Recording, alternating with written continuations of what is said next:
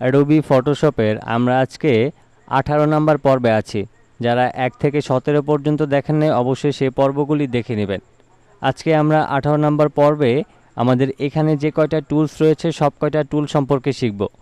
প্রথমে এখানে হচ্ছে রেক্ট্যাঙ্গেল টুল, তারপর হচ্ছে রাউন্ডেড রেক্ট্যাঙ্গেল টুল, ইলিপস টুল এবং পলিগন টুল, লাইন টুল এবং কাস্টম শেপ টুল। তো আমরা আজকে এখান থেকে এই 6টা টুল সম্পর্কে শিখব। প্রথমে হচ্ছে আমাদেরকে বুঝতে হবে এই শেপগুলি দিয়ে আসলে আমরা কি তৈরি করতে পারি।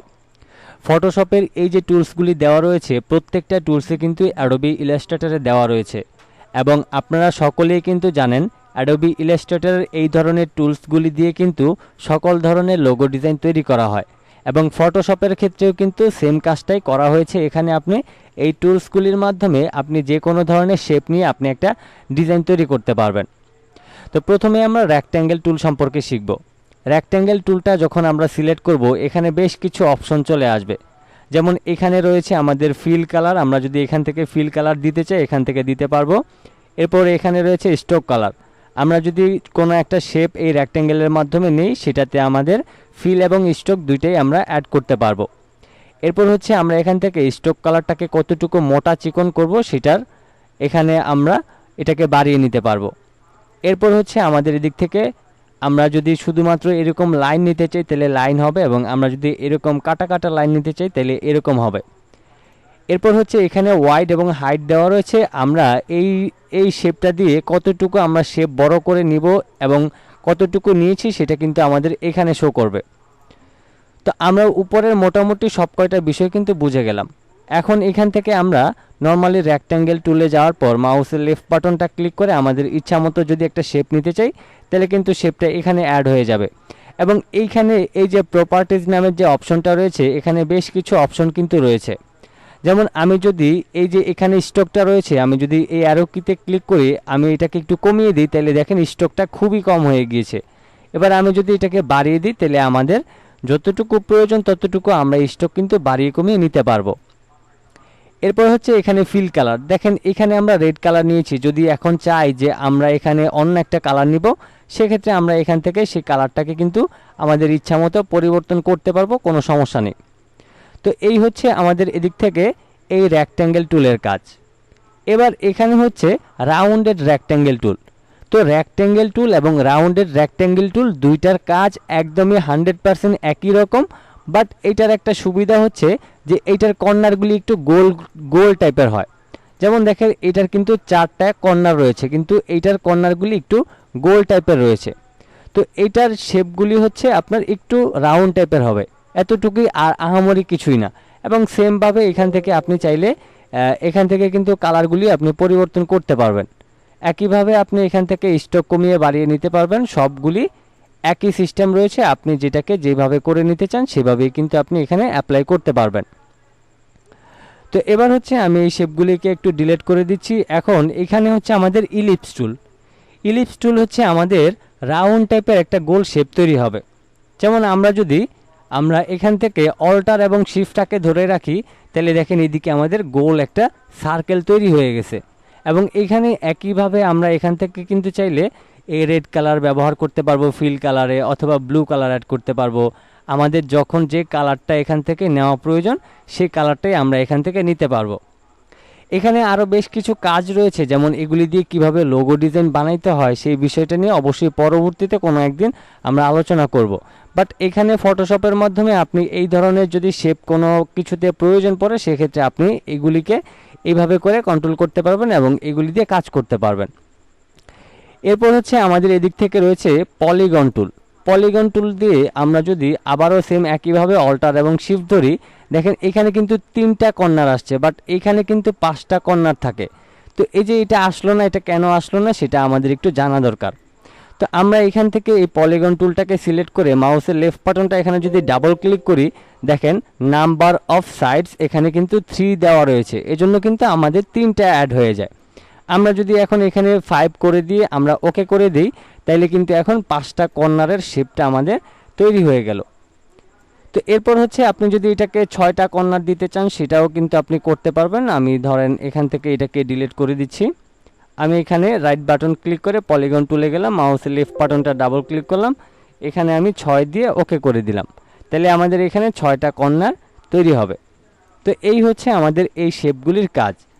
এরপর হচ্ছে এখানে আমাদের আরও বেশ কিছু টুলস রয়েছে, যেমন এখানে হচ্ছে লাইন টুল।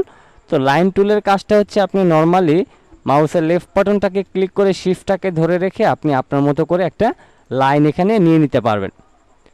তো এটা হচ্ছে লাইন টুলের কাজ। এরপর এখানে রয়েছে আমাদের আরও একটা টুলস রয়েছে, সেটা হচ্ছে কাস্টম শেপ টুল। তো কাস্টম শেপ টুলের ক্ষেত্রে এখানে কিন্তু আবার বেশ কিছু পরিবর্তন আছে। আমি আপনাদেরকে এটা একটু ডিলিট করে দিয়ে দেখাচ্ছি। আমি এখান থেকে কাস্টম টুলটাকে সিলেক্ট করলাম। এরপর এখানে দেখেন শেপ রয়েছে।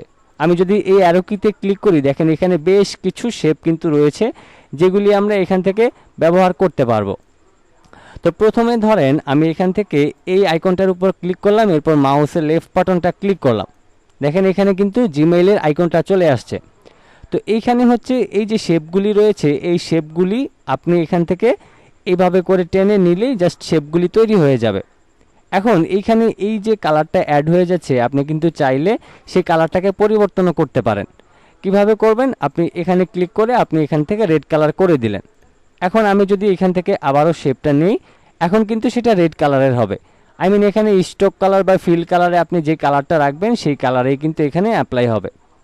এরপর এখানে আরও বেশ কিছু শেপ রয়েছে, যেমন এখান থেকে ধরেন আমি এই ফ্লাওয়ারটা নিলাম, মাউসের লেফট বাটনটা ক্লিক করলাম, দেখেন এখানে কিন্তু একটা ফ্লাওয়ার তৈরি হয়ে গেল। এরপর এখানে আমাদের ফিল কালারে আমাদের হোয়াইট কালার রয়ে গেছে, এজন্য কিন্তু আমাদের এই কালার ভিতরের কালারটা দেখা যায় না। আমি আবারও এই টুলটাকে সিলেক্ট করে ফিল কালারে ধরেন আমরা এই সবুজ কালারটা দিলাম। এখন এইখান থেকে আমি আবারও ধরেন এই শেপটাকে নিয়ে আমি যদি এখন এখানে একটা শেপ নিই, দেখেন কালারটা চলে আসছে। তো এটা হচ্ছে কাস্টম। আপনি এখান থেকে আপনি কিন্তু এখানে নতুন করে কিন্তু অ্যাডও করতে পারবেন। যেমন আপনি যদি এখান থেকে এই সেটিংস আইকনে যান, তাহলে এখান থেকে আপনি আরও বেশ কিছু অপশন আপনি এখান থেকে কিন্তু পেয়ে যাবেন। তো এই অপশনগুলি কিভাবে কাজ করে, কি কি করতে হবে, সম্পূর্ণ বিষয়টা আমরা অবশ্যই পরবর্তী একটা ভিডিওতে দেখিয়ে দিব। আমরা আজকে এই টুলসের পরিচিতিগুলি জেনে নিচ্ছি যে আসলে কিভাবে এগুলি কাজ করে। এরপর ধরেন আমি এই সিম্বলটা নিলাম, আমি এখান থেকে সিম্বলটা নিলাম, আমাদের এখানে একটা কেচি অ্যাড হয়ে গেল। এরপর আমি ধরেন এখান থেকে একটা নিয়ে নিচ্ছি, এই টিক মার্কটা এখানে চলে আসছে। আমি ধরেন স্টক কালারটা একটু পরিবর্তন করে দিই এবং ফিল কালারটা আমি হচ্ছে নান করে দিলাম। ওকে। তো এইভাবে করে হচ্ছে আপনাদেরকে এই টুলসগুলি দিয়ে কাজ করতে হবে। তো এখন এইগুলি দিয়ে কিন্তু আপনি খুব সহজেই লোগো ডিজাইন তৈরি করতে পারেন। যেমন আমি এখান থেকে ধরেন এখানে পলিগন টুলটা নিলাম, নেওয়ার পর এখন আমি হচ্ছে অল্টার এবং শিফটটাকে ধরে রেখে আমি ধরেন এখানে একটা শেপ নিলাম।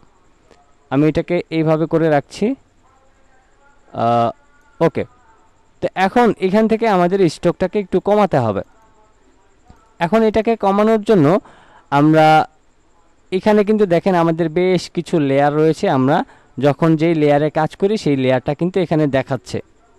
তো এখন আমাদের এই যে এটার যে কালার রয়েছে, এটাকে যদি আমরা পরিবর্তন করতে চাই তাহলে আমাদেরকে প্রপার্টিজে কিন্তু যেতে হবে। আমরা এখান থেকে এই অ্যারো কিতে ক্লিক করলে দেখেন এখানে প্রপার্টিজ নামের একটা অপশন রয়েছে এবং এখানে শেপ অপশন রয়েছে। আমরা এখান থেকে যেটা যেইভাবে করতে চাই সেটা কিন্তু এখান থেকে করতে পারবো। এরপর আপনার এখান থেকে কালার রেঞ্জ আছে, আপনি সব কিছু কিন্তু পরিবর্তন এখান থেকেই করতে পারবেন। তো আশা করছি আপনাদেরকে আজকে এই যে এখানে যে 6টা টুলস রয়েছে, 6টা টুলস সম্পর্কে আপনাদেরকে বোঝাতে পেরেছি এবং এই টুলসগুলি দিয়ে কিভাবে লোগো ডিজাইন তৈরি করতে হয় সেই বিষয়টা অবশ্যই পরবর্তী একটা ভিডিওতে দেখিয়ে দিব। আজকের এই ভিডিও থেকে আমরা এই টুলসগুলি সম্পর্কে পরিচিতি শিখে নিলাম। আজকের মতো এই পর্যন্তই ছিল। সবাই ভালো থাকবেন, সুস্থ থাকবেন। আল্লাহ হাফেজ।